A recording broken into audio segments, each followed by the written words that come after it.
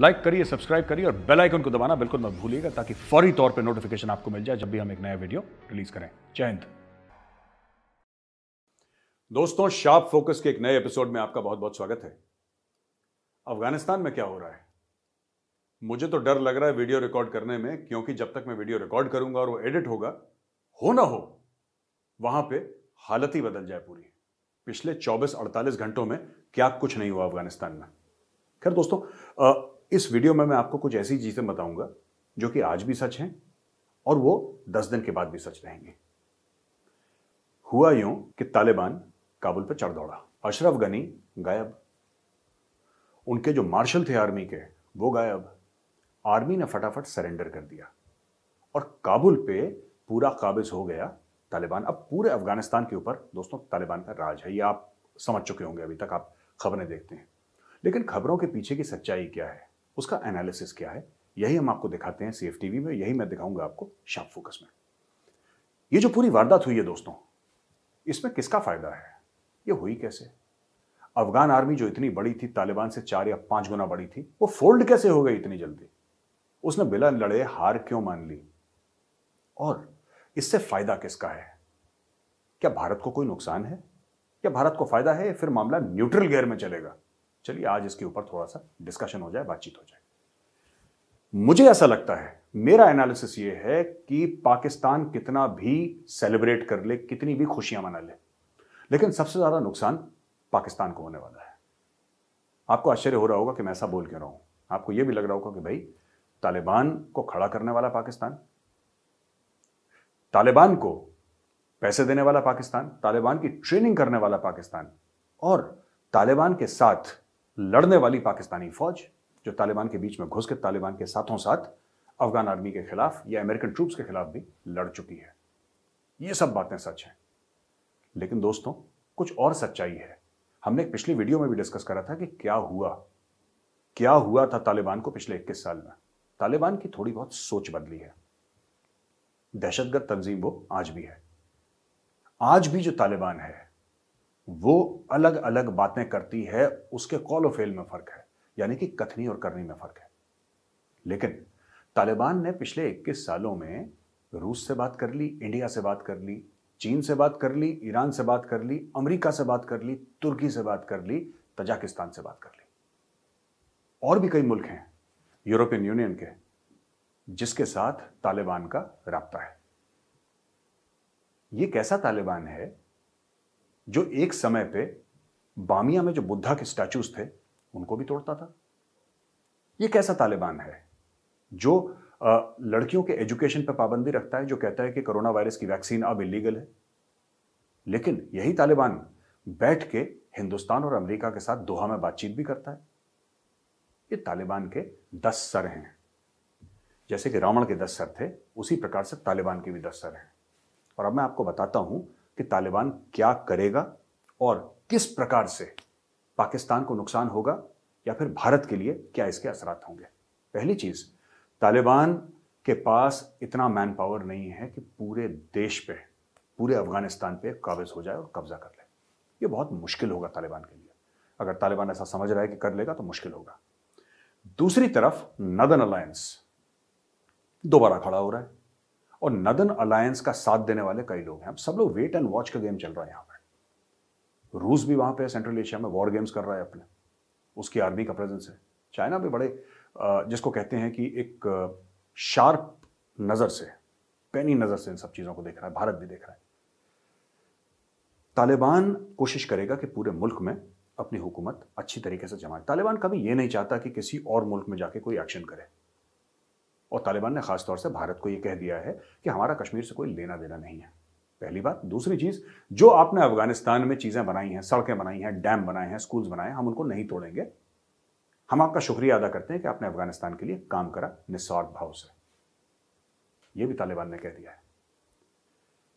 भारत के साथ सबसे पहले मैं यह बताऊंगा कि भारत के साथ क्या असर होंगे, फिर मैं पाकिस्तान पे आऊंगा। मुझे ऐसा लगता है कि पाकिस्तान कोशिश करेगा तालिबान की भारत के खिलाफ, क्योंकि तालिबान एक होमोजीनियस एंटिटी नहीं है दोस्तों। मैं कई बार कह चुका हूं, टेलीविजन पे भी कह चुका हूं और शार्प फोकस पे भी कह चुका हूं कि तालिबान कोई होमोजीनियस एंटिटी नहीं है। यानी कि तालिबान ऐसी नहीं है जैसे कि अमेरिकन आर्मी है या फिर चाइनीज आर्मी है या फिर इंडियन आर्मी है जिसका एक बॉस है और जैसे चीफ ऑफ आर्मी स्टाफ होता है हमारे यहाँ, फिर उनके नीचे वो कोर हैं, कमांड हैं, इस एक एक एक एक स्ट्रक्चर है। तालिबान वैसा नहीं है। अफगानिस्तान में वॉरलॉर्ड्स हैं, ये सरदार हैं कबीलों के, जिनके पास हजारों फाइटर्स हैं। जो फाइटर्स तालिबान के लिए लॉयल नहीं, अपने सरदार के लिए लॉयल है। तो जब तक सरदार लॉयल है तालिबान तक, तब तक वो फाइटर हैं, वरना वो अलग हो जाते हैं। कबीलों पे बेस्ड है इनका सिस्टम, ट्राइबल सोसाइटी है। दोस्तों एक और चीज तालिबान के बारे में, ये तालिबान जो है वो सोशल मीडिया पे बड़ा एक्टिव है। 21 सालों में ये तालिबान सीख गया है कि सोशल मीडिया की क्या ताकत है। ये तालिबान सीख गया है कि टेलीविजन स्क्रीन की, टीवी एंकर की, प्रेजेंटेशन की, नैरेटिव बिल्डिंग की, इंफॉर्मेशन वॉरफेयर की क्या ताकत है। ये सीख गया तालिबान। इसीलिए आपको इतनी आसानी से ये वीडियोस मिलते रहते हैं कि तालिबान अंदर गया और तालिबान ने यहां पे नाश्ता करा और इस गवर्नर के घर में गया, वहां पे खाना खाया। ये सब जो चीजें कहां से आ रही हैं, तालिबान खुद दे रहा है। क्योंकि तालिबान को पता है नैरेटिव बिल्डिंग, यानी कि जब आप कहानी बनाते हैं तो कैसे बनानी है, तालिबान सीख गया है। क्योंकि आजकल सारा खेल नैरेटिव बिल्डिंग का ही है। आप सब लोग सोशल मीडिया पे भी होंगे, टीवी भी देखते होंगे, तो आपको पता लग गया होगा कि नैरेटिव बिल्डिंग क्या होती है। तो ये तो कर रहा है तालिबान। आगे आने वाले हफ्तों में क्या होगा, या तो ऊपर वाला जानता है, या फिर जो तालिबान की अफगानिस्तान की किस्मत। रेफ्यूजी क्राइसिस बहुत बड़ा खड़ा हो गया, तो कुछ लोग भारत भी आ रहे हैं, कुछ पाकिस्तान जा रहे हैं, और दीगर मुल्कों में लोग फैल रहे हैं जो अफगानी, जो परेशान है तालिबान से। 2-3 चीजें मैं आपको जल्दी से बताता हूं, फिर मैं आपको वापस भारत और पाकिस्तान के पास ले जाऊंगा तालिबान के तनाजुर में। पाकिस्तान ने अपना बॉर्डर जो है, ड्यूरन लाइन, जो उनका बॉर्डर है अफगानिस्तान के बीच में, वो पाकिस्तान ने बंद कर दिया। बोला कि रेफ्यूजीज को हम नहीं लेंगे, अफगान रेफ्यूजीज को हम नहीं लेंगे। कुछ टॉप के जो उनके मंत्री हैं अफगानिस्तान के, जो भाग कर आए हैं, वो ऑफकोर्स पाकिस्तान में जा चुके हैं, लैंड कर चुके हैं, लेकिन आम लोगों को हम नहीं लेंगे सब। तो अब वो लाखों लोग खड़े हैं बॉर्डर पर कि पाकिस्तान उनको अंदर आने दे। तालिबान ने यहां तक बोल दिया है कि साहब बिना वीजा के आप इनको अंदर लीजिए। तालिबान ने हिदायत दी है, तालिबान ने लगभग आप ले लीजिए कि इंस्ट्रक्शंस किस्म के दिए हैं पाकिस्तान को कि आप इनको बिना वीजा के लीजिए अंदर अपने मुल्क। कोई वीजा इनसे लेने की जरूरत नहीं है, इनको वीजा देने की जरूरत नहीं है, खुद जाएंगे आपके मुल्क में रहेंगे। अब तालिबान का ये फरमान समझ लीजिए, इससे पाकिस्तान में बड़ी असमंजस है। क्योंकि पाकिस्तानी जो हमारे टेलीविजन पे आते हैं, वो चाहे कितना भी गाना गा लें, दिल में सबके डर है, दिल में सबके डर है। ये कहते हैं कि भारत की $3 बिलियन की इन्वेस्टमेंट जो है वो डूब गई। तो दोस्तों एक तो अव्वल ये इन्वेस्टमेंट है नहीं, क्योंकि इन्वेस्टमेंट में रिटर्न आता है ना। आप इन्वेस्टमेंट करेंगे 100 रुपए की, तो आप चाहेंगे 110-120 रुपए आपको वापस मिले। ये इन्वेस्टमेंट नहीं है, ये भारत ने एक दोस्त की मदद करी थी, अफगान लोगों की मदद करी थी। वो लोग अशरफ गनी की सरकार के अंडर हो या तालिबान के अंडर, लोग तो अफगानिस्तान के हमारे दोस्त हैं, हमने उनकी मदद करी थी, बिना इसके कि वो हमें कुछ वापस दें। हमें वापस कुछ नहीं चाहिए, हमने जो कर दिया कर दिया। दूसरी चीज, जो अक्सर पाकिस्तान के टीवी पैनल, जो हमारे टेलीविजन पे आते हैं पैनलिस्ट, और बोलते हैं कि साहब अब भारत का जो रसूख है, भारत का इन्फ्लुएंस अफगानिस्तान में कम हो जाएगा। ऐसा नहीं है। ये जो तालिबान है, जैसा मैंने बोला, इस तालिबान को इन्वेस्टमेंट चाहिए कोई भी मुल्क चलाने के लिए। इकोनॉमी चलती क्या है, अफगानिस्तान बनाता क्या है दोस्तों, क्या बनाता है अफगानिस्तान, आप बताइए। क्या बनाता है, क्या एक्सपोर्ट करता है, क्या इंपोर्ट करता है। अफगानिस्तान में जो सबसे ज्यादा चीजें बनती हैं वो ड्रग्स हैं, चरस अफीम, ये जाता है, कोकेन जाती है, ये सब जाता है अफगानिस्तान में। लेकिन अगर अफगानिस्तान की इकोनॉमी बिल्डअप करनी है तो किसी एक मुल्क के बस का नहीं। आप सोचें कि अमेरिका बिल्डअप कर दे अकेले या चीन बिल्डअप कर दे, नहीं।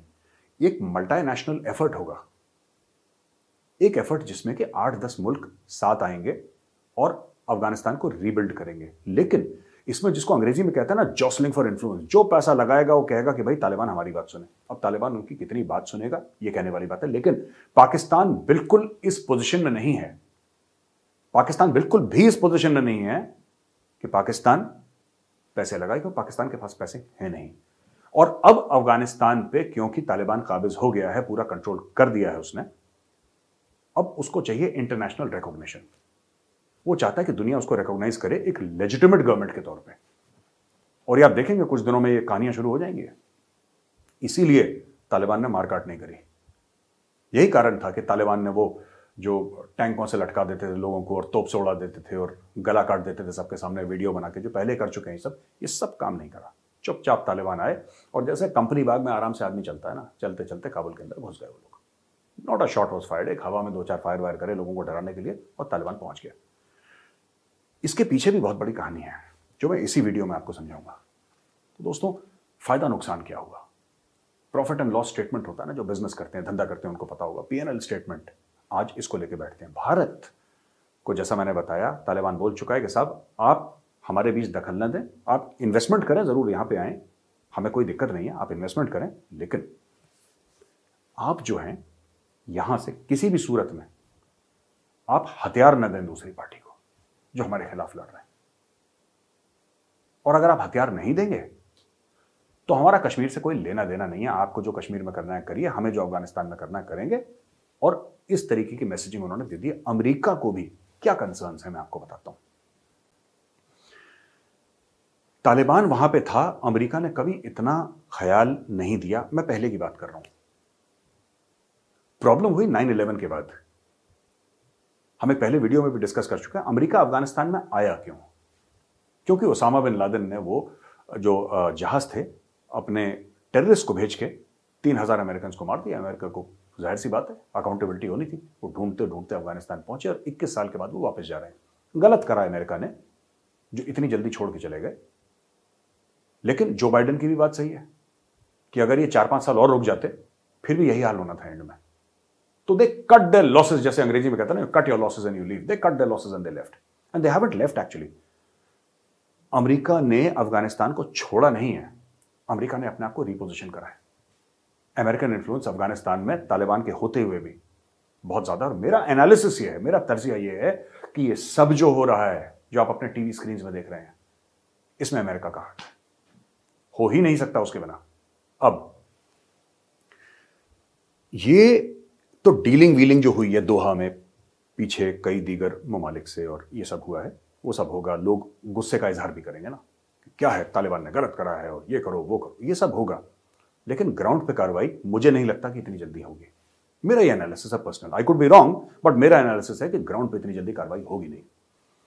भारत के साथ मैंने आपको बता दिया, इन्वेस्टमेंट के बारे में मैंने आपको बता दिया जो तालिबान का नुक्ता नजर है, और मैंने ये भी बता दिया कि कश्मीर को लेकर उनका क्या मामला है। उन्होंने एम्बेसी वालों को बोल दिया, जो काबुल में एम्बेसी वाले थे, आप आराम से रहिए, हमें आपसे कोई लेना देना नहीं है, आप खुश रहिए, आबाद रहिए, हम आपको कुछ नहीं कहेंगे। सरकार बदली है। तालिबान ऐसा क्यों कर रहा है? तालिबान इसलिए कर रहा है क्योंकि तालिबान चाहता है वहां पे एम्बेसीज हों। तालिबान चाहता है कि दुनिया उसको रिकॉग्नाइज करे। ये वो तालिबान नहीं है कि काबुल पे चढ़ दौड़े और फिर उसके बाद कुछ नहीं करा। इस तालिबान ने 21 साल में बहुत कुछ सीखा, इसने दुनियादारी सीखी है। ये वो गुफाओं में रहने वाला तालिबान नहीं है। हाँ, अभी भी तालिबान है उतना ही विशियस।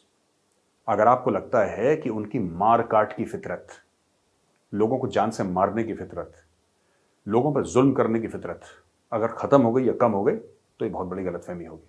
फितरत वही है उनकी, लेकिन ये थोड़े से स्मार्ट हो गए। जैसे कि वायरस म्यूटेट करता है ना दोस्तों, आपने देखा ना, वायरस, कोरोना वायरस म्यूटेट करता है, अलग अलग आइटरेशंस, अलग अलग वर्जन इसके निकलते हैं। ये तालिबान 2.0 है। This is a more dangerous version of the previous Taliban. ये जो 20-30 साल पुराना तालिबान है ना, उससे कहीं ज्यादा खतरनाक ये है, क्योंकि ये तालिबान कैमरा समझता है, ये तालिबान मीडिया समझता है, ये तालिबान 3-5 समझता है, फायदा कैसे उठाना है ये समझता है, और उसके साथ वही पुरानी क्रूरता। अब इन दोनों चीजों को मिला दीजिए। पहले सिर्फ ताकत थी, दिमाग नहीं था। अब ताकत के साथ तालिबान के बाद दिमाग भी आ गया है। खैर, पाकिस्तान का क्या प्रॉफिट एंड लॉस है? पीएनएल स्टेटमेंट जरा पाकिस्तान का भी देख लेते हैं। देखिए, पाकिस्तान कितनी भी खुशियां मनाए, पाकिस्तान को नुकसान लॉन्ग टर्म में बहुत ज्यादा होने वाला है इससे। मैं 2-3 चीजें बताऊंगा। पहले आ जाते हैं तहरीक तालिबान पाकिस्तान, जो कि एक टेरर ऑर्गेनाइजेशन है। पाकिस्तान काफी टाइम से बोल रहा है कि इंडिया फंड कर रहा है और इंडिया की इंटेलिजेंस एजेंसी रॉ उसको फंड कर रही है। ऐसी बात नहीं है, ठीक है। ये हैं कौन? ये तो अंदर कोई पाकिस्तानी तो हैं। ये लोग पाकिस्तानी है ना जो पाकिस्तान के खिलाफ काम कर रहे हैं। तो ये कहना कि कोई और फंड कर रहा है, भाई आपके मुल्क में गड़बड़ी, आप लोग संभालिए। और किसने बोला अगर वो पाकिस्तान में ही रहते हैं तो आप उनके खिलाफ ऑपरेशन करिए, उनको मारिए। इन्होंने करा भी है पाकिस्तान ने, ऐसी बात नहीं कि पाकिस्तान ने ऑपरेशन नहीं करे, कामयाब ऑपरेशन 1-2 कर चुके हैं।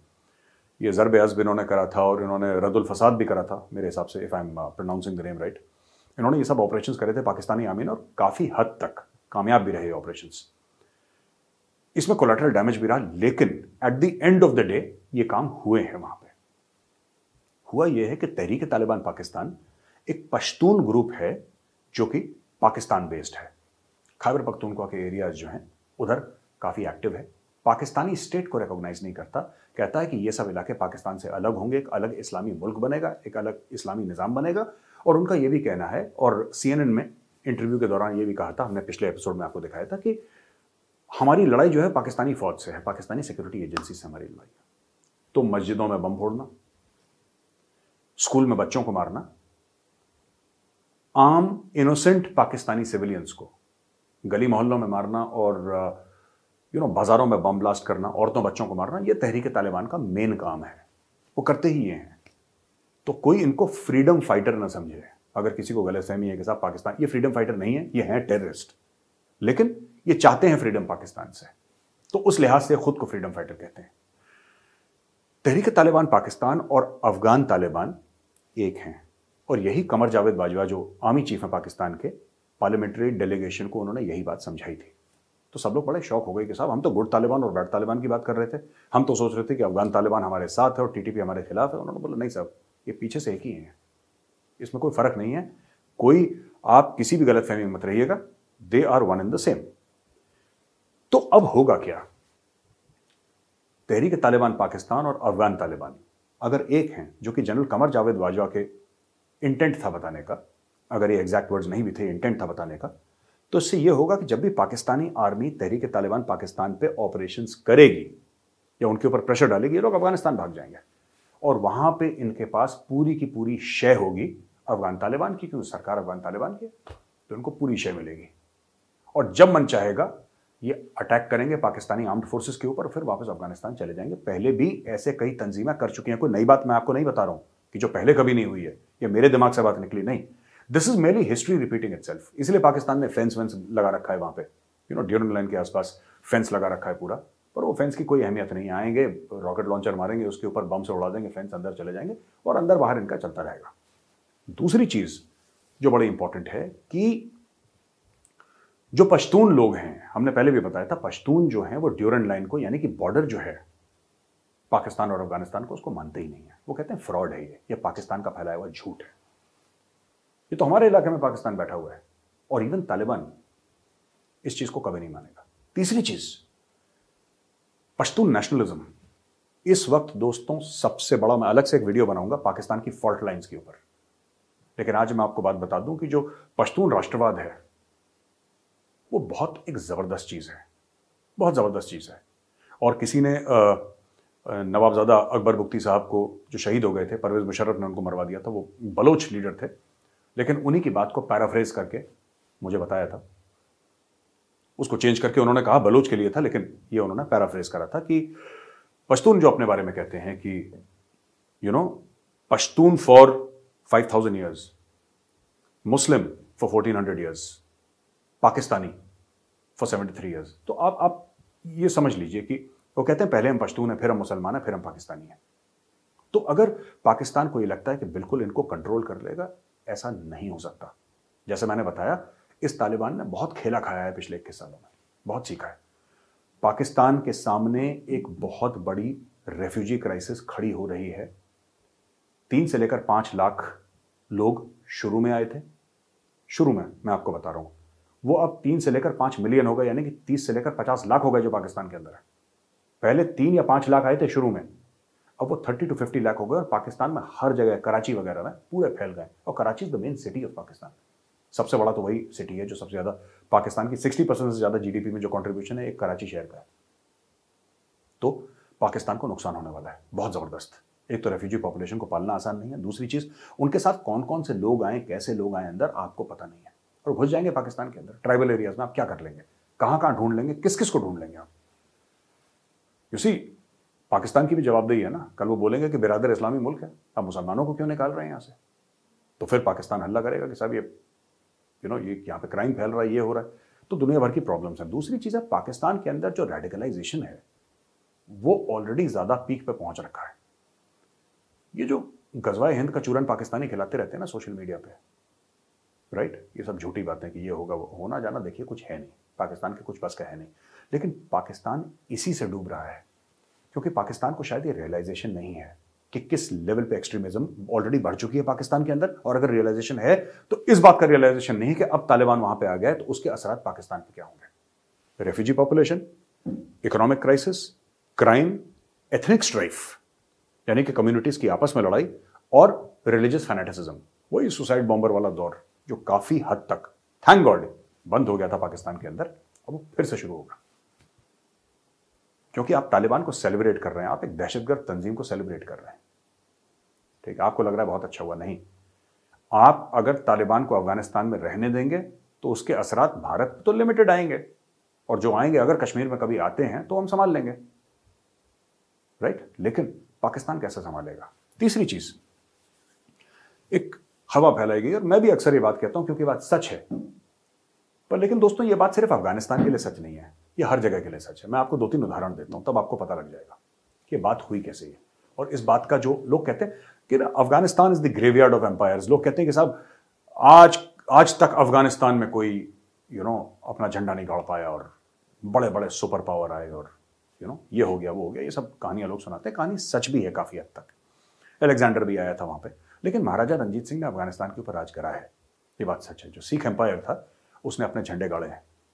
महाराजा रंजीत सिंह की डेथ के बाद, इस दुनिया से जाने के बाद, तब जाके सिख एम्पायर अफगानिस्तान में कोलैप्स हुआ, लेकिन महाराजा रंजीत सिंह ने कुछ सालों तक राज करा है। बहरहाल कुछ साल, और अगर आप हजारों साल की इतिहास लगाएं तो कुछ साल तो कुछ भी नहीं होते। अब मैं आपको बताता हूं, किसी के भी मुल्क में जाके आप वहां पे चौधरी नहीं बन सकते।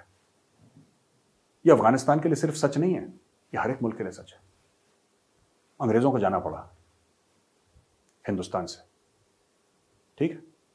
अमेरिकन जो कि वर्ल्ड का, अभी तो उस जमाने में 2 सुपर पावर हुआ करते थे, यूएसएसआर और अमेरिका को वियतनाम से जाना पड़ा, ठीक है ना।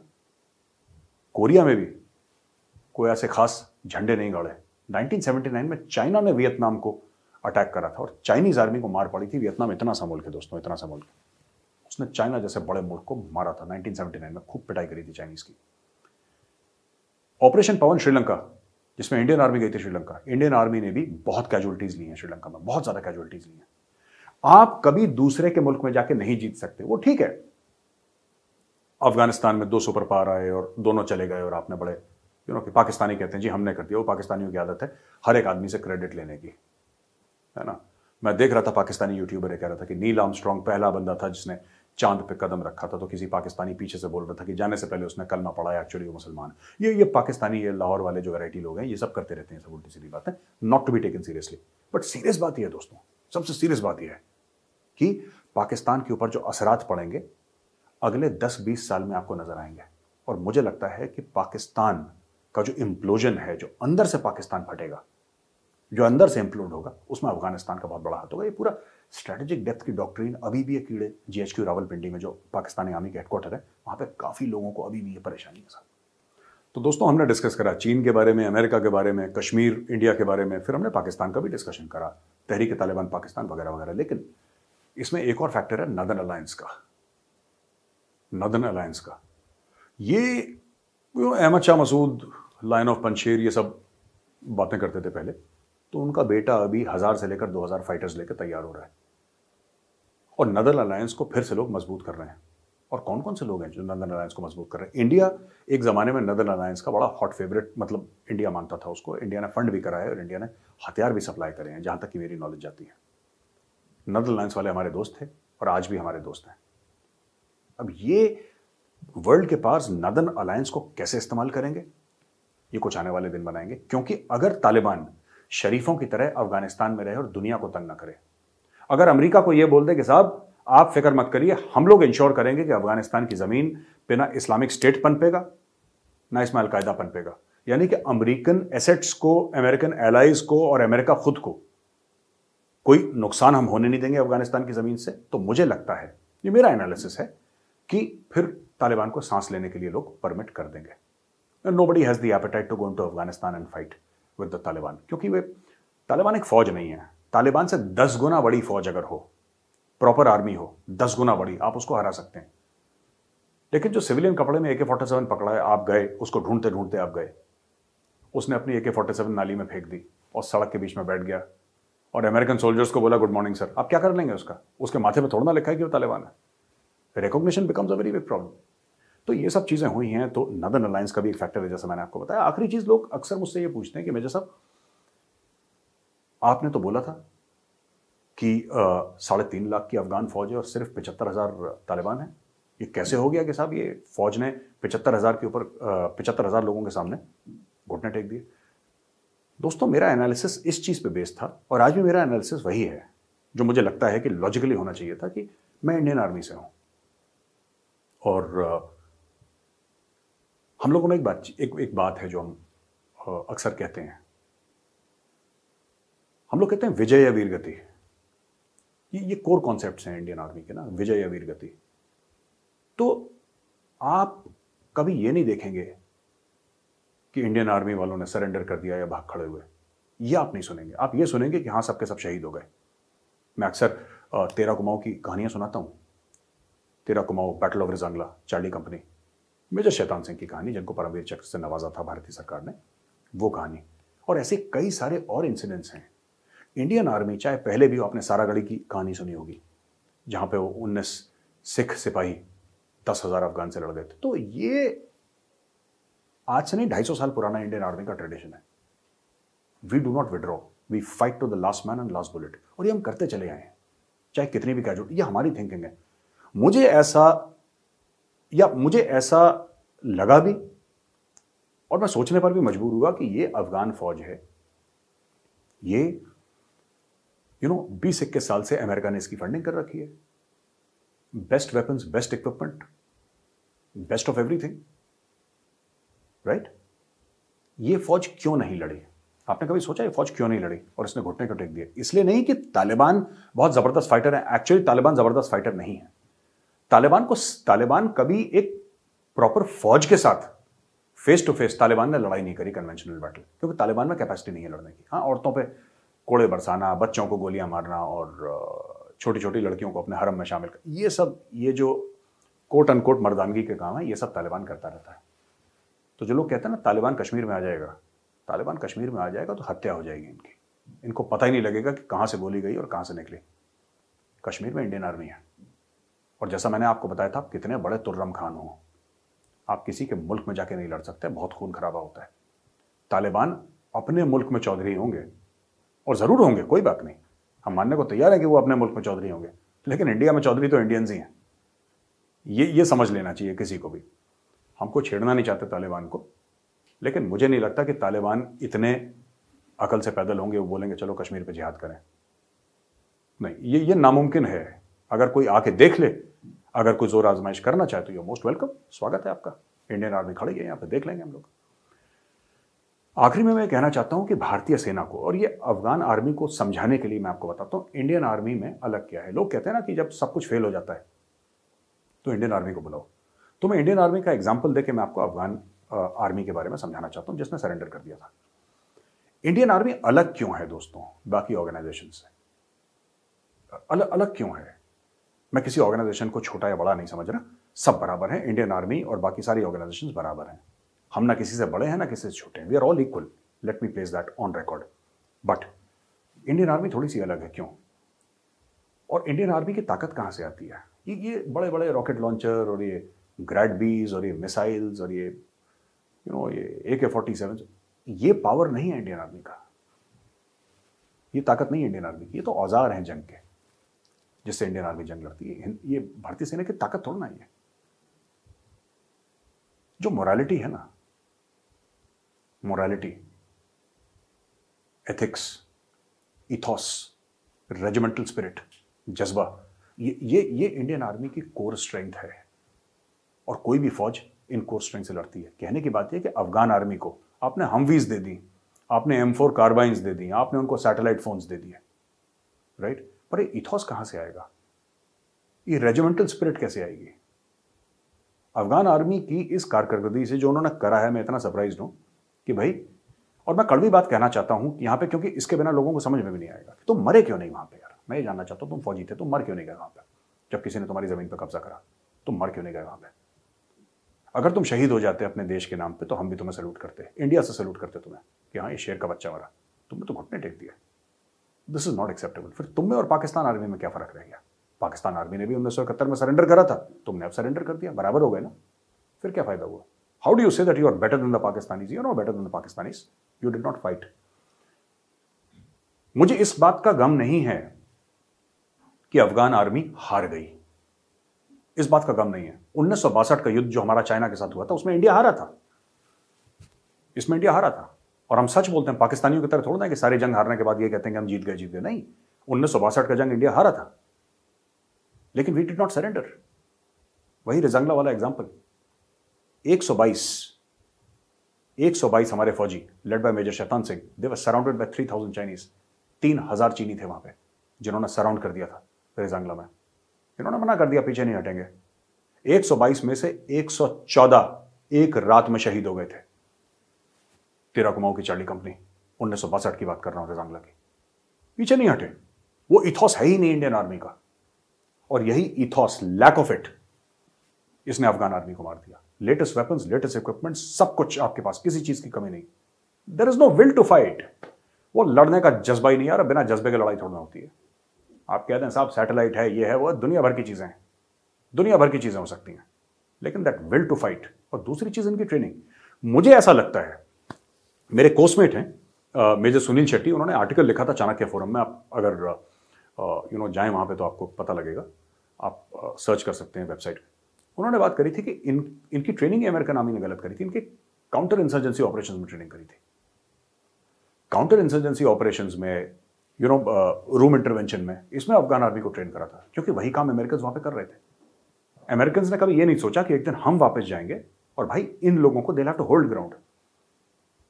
You can say that 5th generation warfare हो रहा है, you can say that fighting in built up areas हो रही है, you can say that counter terrorism operations हो रहे हैं, सब कुछ ठीक है, लेकिन any armies bread and butter is conventional warfare. दाल रोटी सब्जी वही है, conventional warfare. You should be able to hold ground. इन्होंने होल्ड ग्राउंड करा ही नहीं, ये भाग खड़े हुए वहां से, क्योंकि ऐसे ऑपरेशंस का या तो इनको ट्रेनिंग नहीं दी गई, या क्या एक्सपोजर नहीं था। मेजर सुनील शेट्टी हैं, आप ये आर्टिकल जरूर पढ़िएगा मेजर सुनील शेट्टी का। इन्होंने ये आर्टिकल इसलिए लिखा क्योंकि इनका एक्सपर्टीज है। 10 साल ये अफगानिस्तान में रहे यूएस आर्मी के साथ एज अ कॉन्ट्रैक्टर। इन्होंने पूरा देखा कि अमेरिकन ने क्या सही करा, क्या गलत करा। मेरे कोर्समेट है, हम लोगों ने साथ ट्रेनिंग करी थी 1993-94 में ओटीए चेन्नई से। SS-57 हमारा कोर्स है, तो उसमें मेजर सुनील शेट्टी थे। आप उनका आर्टिकल पढ़िए, आपकी थोड़ी सी आंखें खुलेंगी। और उन्होंने बहुत पहले, आई थिंक 1 महीना पहले उन्होंने बता दिया था कि ये गड़बड़ है, इनके साथ गड़बड़ है। तो मेरा मेजर शेट्टी से थोड़ी सी इस मामले में हमारी आर्ग्यूमेंट भी, मैंने बोला ऐसा कैसे कह सकते हो? इसे गौरव यार मैंने देखा है उनको ग्राउंड पे, I was not very impressed. So इन्होंने ग्राउंड होल्ड नहीं करा अफगान आर्मी ने, इसलिए अफगान आर्मी ने सफर करा। वो इथॉस बिल्डअप नहीं हुआ, वो रेजिमेंटल स्पिरिट बिल्डअप नहीं हुई। मैं आपको आखिरी में एक चीज बताना चाहता हूं, आपको हंसी भी आएगी। हमारे यहां जो बटालियंस होती है ना, जैसे मेरी 17 कुमाऊं है यूनिट। अब आप बोलेंगे साहब 17 कुमाऊं का क्या लेना देना है अफगानिस्तान से? लेना देना है। 17 कुमाऊं में जब इंटर कंपनी में गेम्स होते हैं, हमारी कंपनीज होती है ना, alpha, Bravo, Charlie, delta, support, headquarter, ये सब एक कंपनीज होती हैं एक यूनिट के अंदर। 17 कुमाऊं की कंपनीज हैं।